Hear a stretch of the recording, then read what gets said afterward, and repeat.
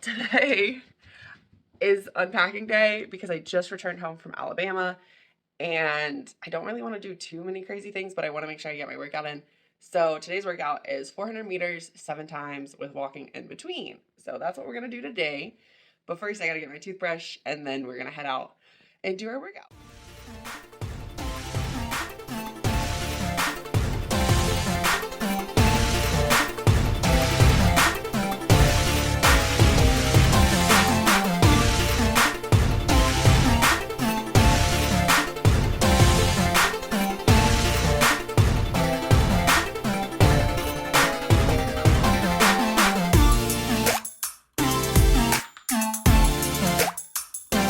The first 400 meters, and the goal here is to not sprint, but to have a pace within like a 5K. So I'm trying to stay pretty comfy within that. I might be going a little fast, but it's nothing I think that's going to be harmful in the long run, because the goal is I want to kind of see if I can maintain the same time through every single 400. So that's my goal. So I was around like 2 minutes and like 20-ish seconds for the first 400. So I'm gonna try to keep that for all of them. We'll see how we do. The workout is complete. Good morning. Today is 7 miles. Let's see how it goes. And it was about 12:14. So cool. Mile 2, 13:16. Definitely some sneaky hills. Mile 3 is 13:46. Mile 4, 13:33. Mile 5, and we're at 14:06, and that's because we're going uphill.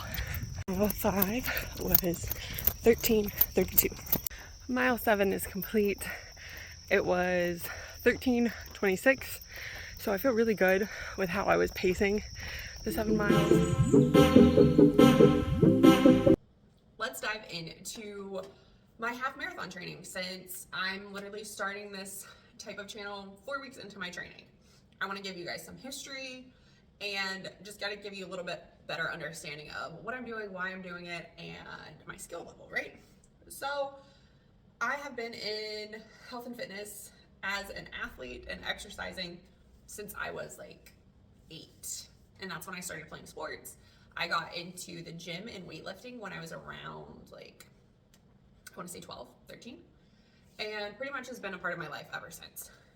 I by no means will say I am advanced, because I have had periods, long periods, where I haven't worked out, like last year from pretty much, I'd say January until almost December. I really didn't go to the gym, mainly because I was in nursing school and hypothyroidism really takes all the energy out of you. So that being said, I would say I'm more at like an intermediate level for weightlifting. Running, definitely like not beginner, true beginner, but like a little bit above that, but not intermediate, right? So all that being said, I have skills with weights, not so great with running. So I have run a half marathon before. That was in 2021. I hated it. I hated training for it. I only signed up for it because I was like, something crawled up and bit my booty and said, go run a half marathon before you turn 27. And I did. Hated it, hated training. I trained by myself and just didn't train well either. I have a tendency to do really well with training others, but when it comes to training myself, it becomes very difficult, as I feel like a lot of coaches may know, it's hard to be objective when you're trying to train yourself and coach yourself. So not a fan of it personally. Now let's get on to this half marathon training. I have been training for 4 weeks. I am ending 4 weeks this week, and I kind of want to talk you through how the program started.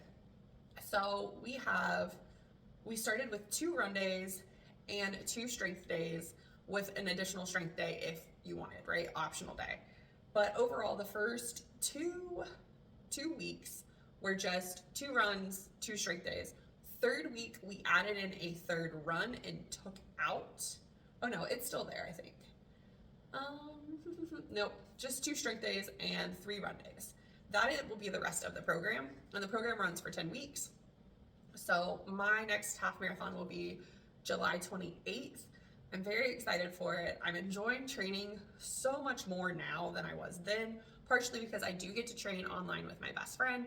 I have started using Strava, so I'm like connected with people. I can see their runs, and just building this little small community feels a whole lot better than what it felt like in 2021.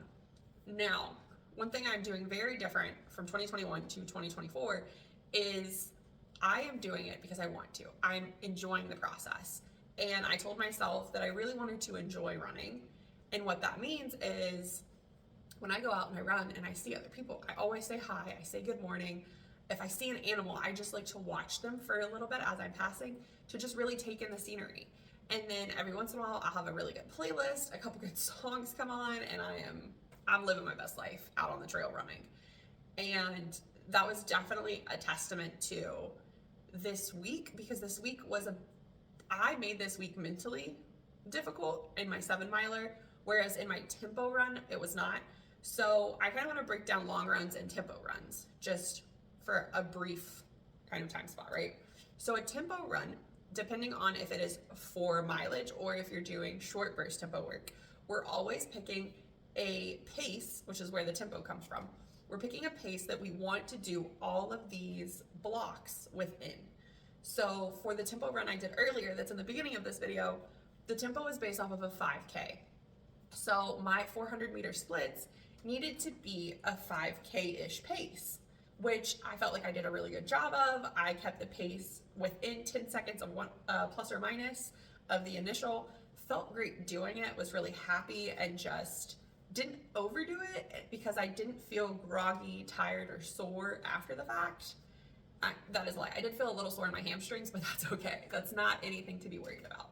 Now, tempo runs, like I said, are based off of a pace that is picked, and that pace will be dependent on where it is in your training. Then long runs we want slow and steady. Yes, we do want a consistent pace, but we're not trying to push it, and we're not trying to basically just kind of free willy it. We really want to make sure that our long run is consistently paced, we're comfortable, and we're not pushing the pace every mile, because you're not going to do that in a half marathon. The race is too long. So that's your brief differences. Later I might go into get really specific and kind of nerdy about it, but that's just the quick breakdown. So tempo runs went really good this week, and my 7-mile run was super awesome today. I felt really good about it and genuinely was just happy with my 7 miles and the pace that I maintained. I will say this, today's 7-mile I made difficult for myself, because for the first hour I listened to my podcast and I was just kind of like chilling, paying attention to my pace, but I was just like I wasn't empty spaced in my brain. I was listening to something. And then after that hour, which I would say is around 4.5 miles, from 4.5 to 6 miles, I turned on the tunes, and y'all, I was vibing hard. Like, I was laughing because there were people running past me and bikers going past me, and they were just smiling and giggling because I was having so much fun. Like, I was dancing, I was singing, I was having a good time.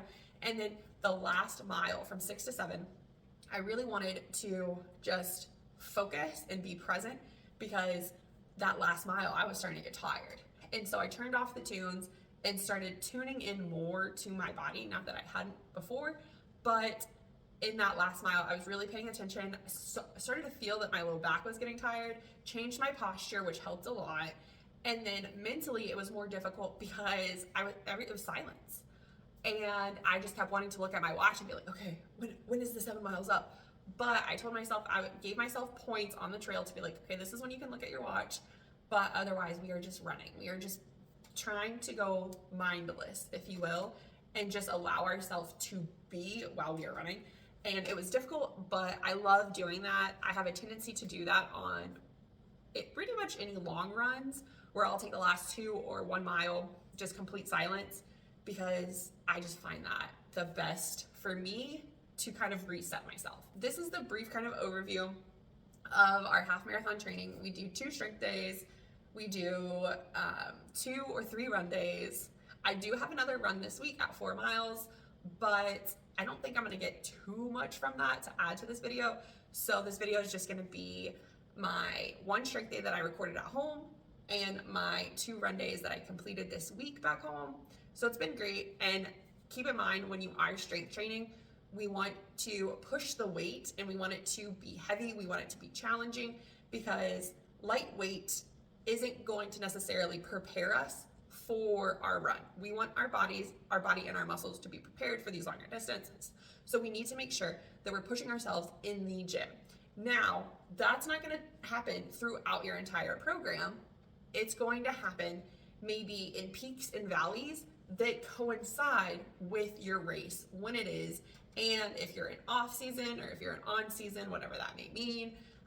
Because off season, we typically are just trying to keep up our cardiovascular training, maybe advance a little bit, but really and truly, we don't have any races planned per se, or any races where we're trying to peak or get faster. So a lot of that we can manipulate with strength training and really increase the weight, push the weight. And I also love just pushing the weight in the gym because it makes me feel good, makes me feel strong, and I know that it's actually aiding in my running versus taking anything away, especially because my priority is to not necessarily get faster or get fast for this first half in July. It's simply to build an aerobic base. And so I'm allowing myself to push a little bit harder in the strength and conditioning or the strength aspect in the weight room, just because I want to, and it's not gonna necessarily take away from my speed, since I'm not working on speed, I'm just working on building a good solid base. But yeah, that is kind of the takeaway from the half marathon program, what I've done before, what we're doing now, and how this week of training has been. So thanks for tuning in, and I'm gonna get awkward, so just like and subscribe if you will, please. Thank you. Go enjoy your training.